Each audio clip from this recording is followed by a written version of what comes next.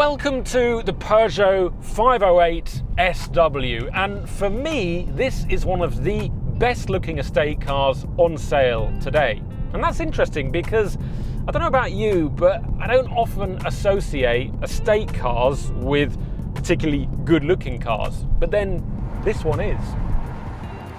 That's because stretched out wagons are, first and foremost, focused on practicality. If you don't need the extra space, there's a perfectly good saloon model on sale. But when it comes to the 508 SW, and especially this post-2023 facelift model, Peugeot has got the design spot on. Question is, does the rest of the car live up to it?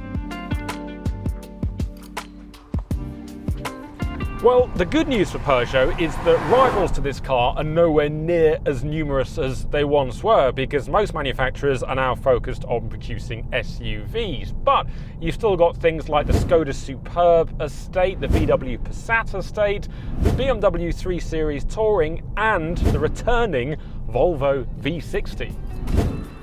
Before we find out how the 508 SW compares, don't forget to subscribe to the channel and turn your notifications on so you get a reminder every time we publish a new video.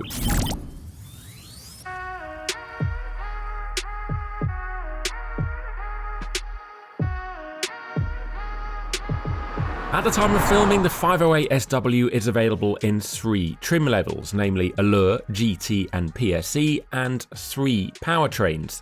These are a 1.2 litre 3-cylinder petrol and a 1.6 litre plug-in hybrid with either 225 horsepower or 355 horsepower.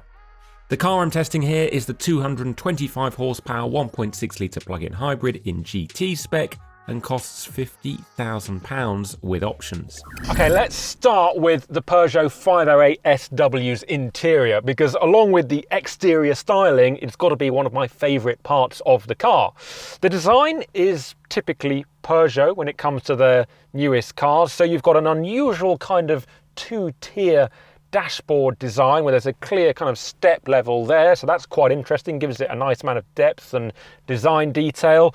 And also, this steering wheel, while it won't be for everyone because it's very small and you look over at the dials rather than through the steering wheel, I quite like it because it fits someone of my size and it actually makes the car very easy to drive, I think.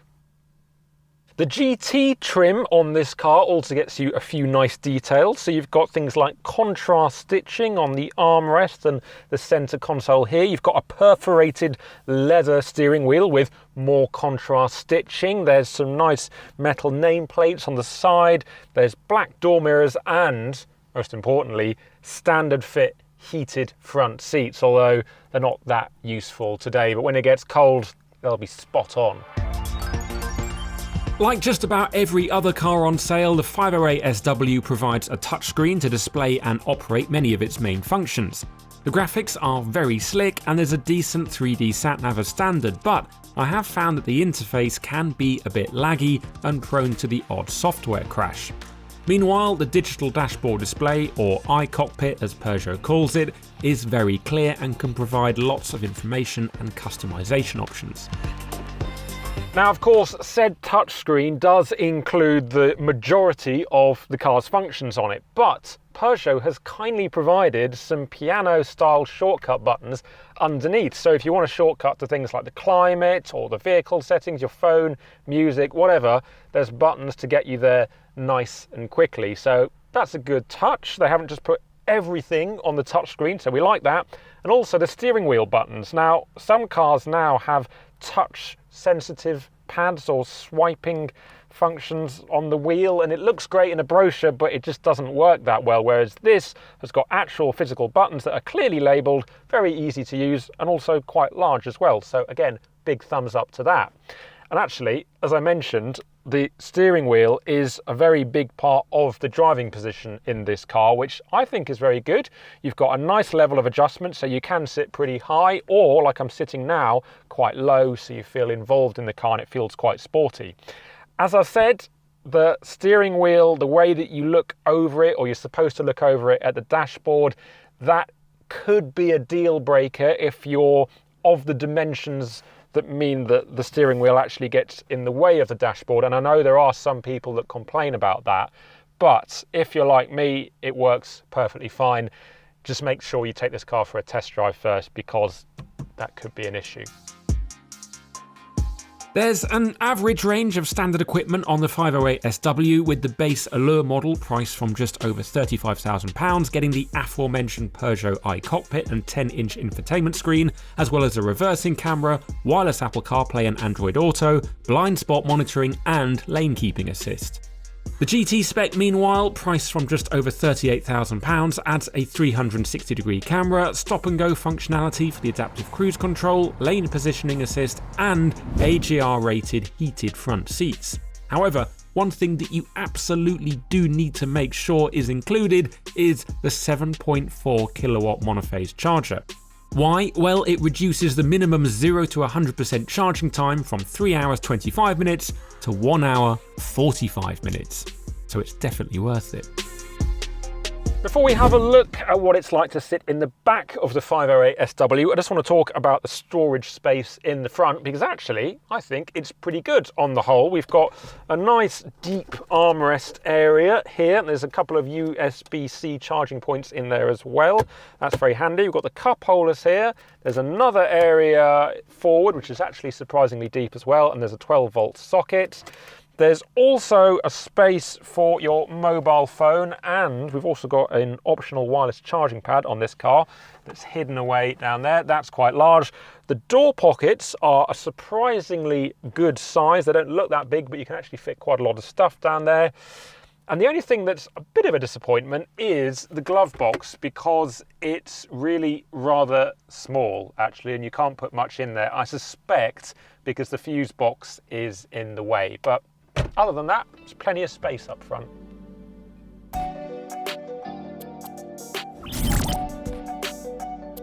So climbing the back of the 508SW, and the knee room is pretty good behind my own driving position. Foot room could be a bit better, can't quite get my feet in underneath the seat. And the headroom, it is definitely better than it is in the 508 Saloon, but there's less headroom than there is in, for example, the VW Passat estate or the Skoda Superb estate. I've also got to point out the USB points, because unlike in the front, they're not USB-C, and also the ISOFIX points are behind zips, so they can be a little bit harder to access. Also, you'll notice that the window line, the upper window line, is pretty high, so if you are quite tall and you're sitting back here, your head will be over that, and so will your eye line, and it can feel a little bit cocooned in. So it's not bad, but there are better cars in class for outright space. Meanwhile, the boot in the 508SW is competitive and cleverly doesn't suffer if you opt for the hybrid model like we've seen with many other cars. In fact, at 530 and 1780 litres with the rear seats in place and folded down respectively, it's got a bigger boot than the BMW 3 Series Touring and the Audi A4 Avant. It does, however, lag behind the VW Passat estate and the Skoda Superb estate. The rear seats only fold in a 60-40 split, although a central ski hatch is fitted as standard. Finally, an electric tailgate is standard on the PSE model and a £425 option otherwise. I have got it fitted, but try as I might, I can rarely get the hands-free system to operate on demand. So far then, it's mainly good news for the 508SW, but what's it like to drive? Remember, thanks to its low centre of gravity, this is one area where the 508SW can really pull clear of equivalent SUVs that are taller and often heavier. Okay, well, first things first, that 225 horsepower figure sounds very promising, but then with the plug-in hybrid powertrain on this car, it is not particularly light at all. In fact, it's less than 30 kilograms off 1.8 tons, and even with the electrical assistance, that's a lot of car for a 1.6 litre engine to lug around. When the battery is charged up, so you've got some range in the tank and you're not in a particular hurry, then it feels fine actually, it's quite pleasant. But if you are in a hurry or you haven't got any battery charge left, it can feel pretty tardy, to be honest with you. It gets there, but it feels like it's having to do quite a lot of work to get there. Also, the gearbox at low speeds, just cruising around or on the motorway, perfectly fine, no issues at all. But then when you're in a hurry and you want to do something quickly, it can just feel a little bit tardy. Needless to say, the 508SW is a far more pleasurable car to drive with the battery topped up. Peugeot reckons you shouldn't get any less than 34 all-electric miles of range, but the most we've seen is 26 miles, which is okay. Trouble is, when you do run out of range, you're left with a 181 horsepower 1.6 litre engine that could do with a bit of help. Ride comfort is, I'd say, 7 out of 10 on the standard Ford GT 18-inch wheels. The non-PSE versions of this car don't get adaptive dampers, but even so, I think the ride is pretty good. It only really struggles when you hit a mid-corner bump that mainly goes horizontally across the road, and then it starts to feel its weight a bit more, but otherwise, perfectly fine. And also the refinement, I think, is actually really impressive. The tyres are maybe a little bit noisy at motorway speeds, and also the engine, when you do work it hard, it sounds perhaps a little bit thrashy, but otherwise I think the refinement in this thing is really good. I'm impressed with that. The handling for the majority of the time is nice and tidy, the steering's quite direct and precise, but there are occasions when you can feel the weight of this car. And it's interesting, it's one of those cars that feels like it was designed and engineered with a lighter car, so maybe the 1.2 in mind. It doesn't feel as comfortable with this kind of weight.